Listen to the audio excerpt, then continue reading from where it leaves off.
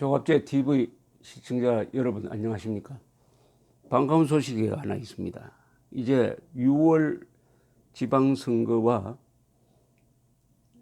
개헌 국민투표를 한꺼번에 실시한다는 이 문재인 정권의 의도는 이제 물거품이 되었습니다. 왜냐하면은 국민투표법 개정안이 통과되지 않았기 때문입니다. 중앙선거관리위원회는 이 위헌성이 있다고 해가지고 이 국민투표법을 지나간 23일까지 이 국회에서 개정을 하도록 시안을 제시를 했습니다. 중앙선거관리위원회가 그 시안이 무산되었기 때문에 국민투표를 할 수가 없습니다. 따라서 국회를 통과하더라도 이번에 6월 선거와 맞춰서 국민투표를 하는 것은 불가능하게 됐는데, 물론 국회 통과도 불가능해졌으니까 이제 이 개헌안은 일단 사망선고를 받은 셈입니다. 이것은 참 잘된 일인데 적반하장의 논평이 나왔습니다. 적반하장은 고사성어인데 도적이 오히려 몽둥이를 든다, 그런 뜻입니다. 주인이 몽둥이를 들어야 되는데 도둑이 몽둥이를 든다는 말이 적반하장인데, 이 더불어민주당 우원식 원내대표는 국민투표법 개정안 처리 무산에 대해서 오늘 야당의 온갖 회방으로 31년 만에 온 국민개헌의 소중한 기회가 물거품되는 것 같다라고 이야기를 하면서 이 야당의 그 책임을 떠넘겼습니다. 이 개헌안은 이렇게 부실하게 만들어졌습니다. 부실하게. 이 제대로 개헌을 추진하려면은 국민투표법 개정을 국회에서 하도록 한 다음에 했어야죠. 그것도 하지 않고 아주 불성실하게 국민들을 속이고 국민들을 몰래 아주 좌익 운동권 선언문 수준도 안 되는 문법도 안 맞고 문장이 꼬여가지고 무슨 말인지 잘 모르는, 더구나 헌법 조문들끼리 서로 충돌해가지고 나중에 통과된 다음에 이것을 시행하면 국정에 대혼란이 일어나는 이런 엉터리 개헌안을 내어놓고 왜 통과시켜주지 않느냐라고 야당의 책임을 전가를 하고 있습니다.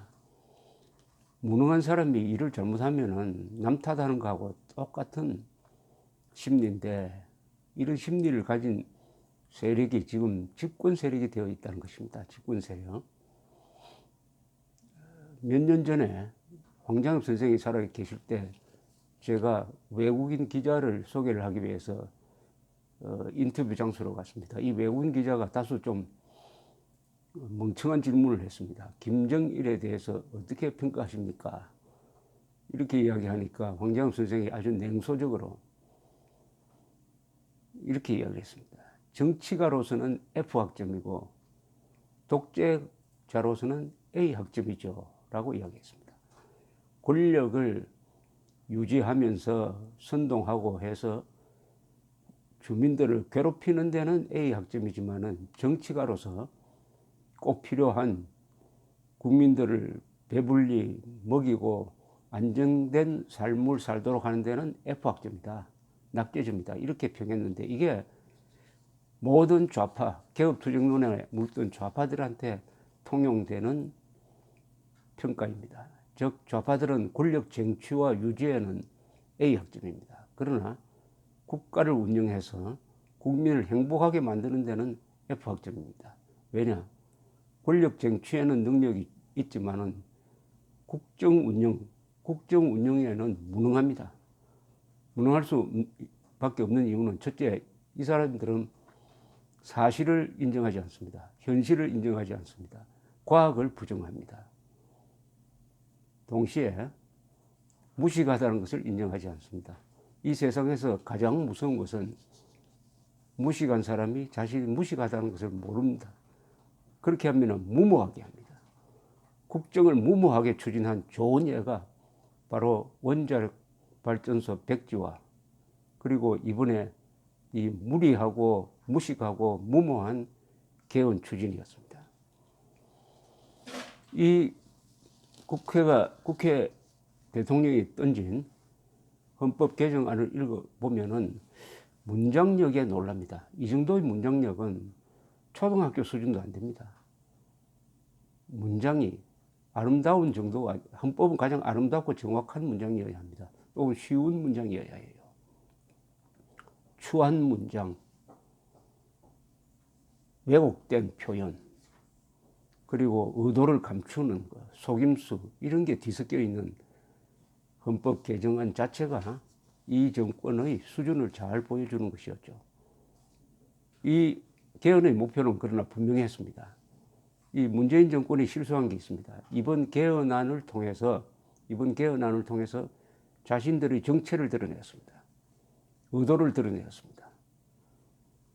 그러나 성공하지 못했습니다. 정체만 드러내고 의도만 드러내고 성공하지 못했으니까 이런 게 많습니다. 지금은 권력이 세다고 생각해서 그 실수한 점을 깨닫지 못하지만 시간이 흐를수록 이 헌법 개정안은 이 정권을 단죄하고 응징하는 가장 좋은 자료로 쓰일 것입니다.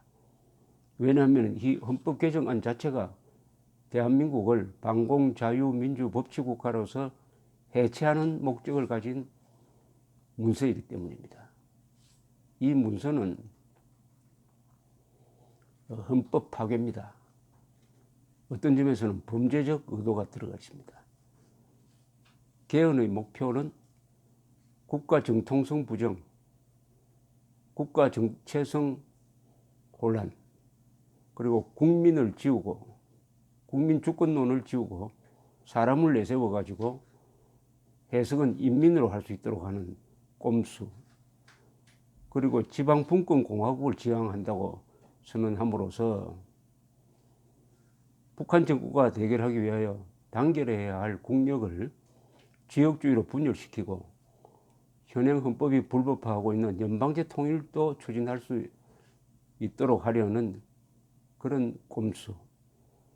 군인 납세자, 기업인, 생산자, 소비자의 권익을 무시하고 오로지 노조, 노동자를 특권적 존재로 만드는 여러 가지 조항들, 그리고 군인도 파업이 가능할 수 있도록 한 34조 사항, 그 문장도 이렇게 복잡하게 되어 있습니다. 현역 군인 등 법률로 정하는 공무원의 단결권, 단체 교섭권과 단체 행동권은 법률로 정하는 바에 따라 제한하거나 인정하지 않을 수 있다. 읽으면 이게 무슨 말인지 찬찬히 들여다봐야 되는데, 결론은 현역 군인 등 법률로 정하는 공무원의 단결권, 단체 교섭권과 단체 행동권은 함으로써 군인도 단체 행동권, 즉 파업권이 있는 것처럼 전제를 하고, 그러나 법률로 정하는 바에 따라 제한하거나 인정하지 않을 수 있다 라고 해서 빠져나갈 구멍을 만들어 놓은 아주 고약한 국가를 해체시킬 수 있는, 즉 북한군이 쳐들어왔을 때 군인 사이에 조합이 있다면 병사들 조합이 우리는 싸우지 않겠다라고 결의해가지고 대한민국을 망치게 할 수도 있는, 악용될 경우에 그런 조항이 딱 들어가 있습니다. 문제는 이게 헌법 7조와 정면으로 배치된다는 것입니다. 헌법 7조에 배치된다는 뜻입니다. 헌법 7조는 공무원은 국민 전체의 봉사자다 이렇게 되어 있습니다.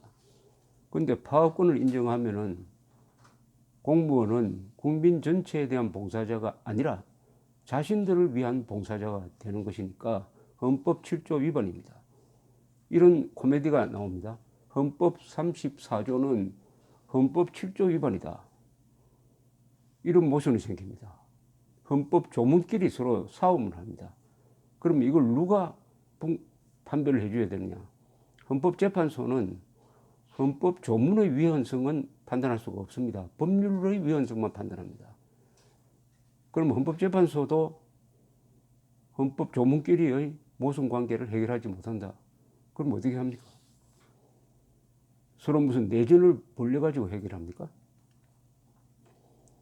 이런 엉터리 조문, 그러니까 교정도 제대로 보지 않은 개정안, 그것도 국가를 완전히 바꾸려고 하는 음모가 담긴 개정 아니면 조심해서 만들었어야죠. 그리고 국민들 여론을 수집하고 특히 전문가들, 헌법 전문가들의 의견을 꼼꼼하게 수집해서 이런 개정안을 만들어야 됐는데 이 무능하니까 무모하게 밀어붙이다가 이런 아주 창피를 당하고 있습니다. 이런 창피를.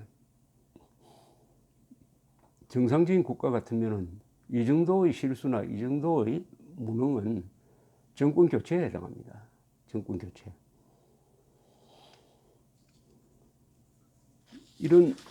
그러나 국회가 이 개정안이 나올 때 홍준표 자유한국당 대표가 선을 잘 그었습니다.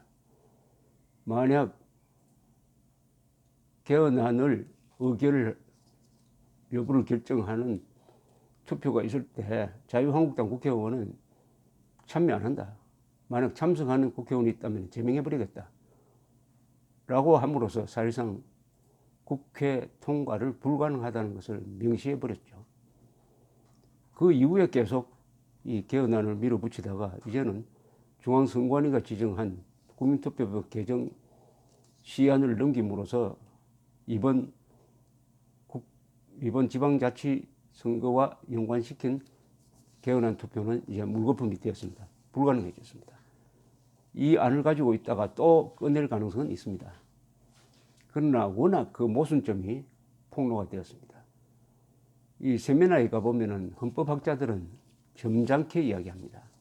저처럼 운동권 수준의 선언문도 안 된다 이렇게 이야기하지 않고 완성도가 낮다 이렇게 이야기합니다. 완성도가 낮다.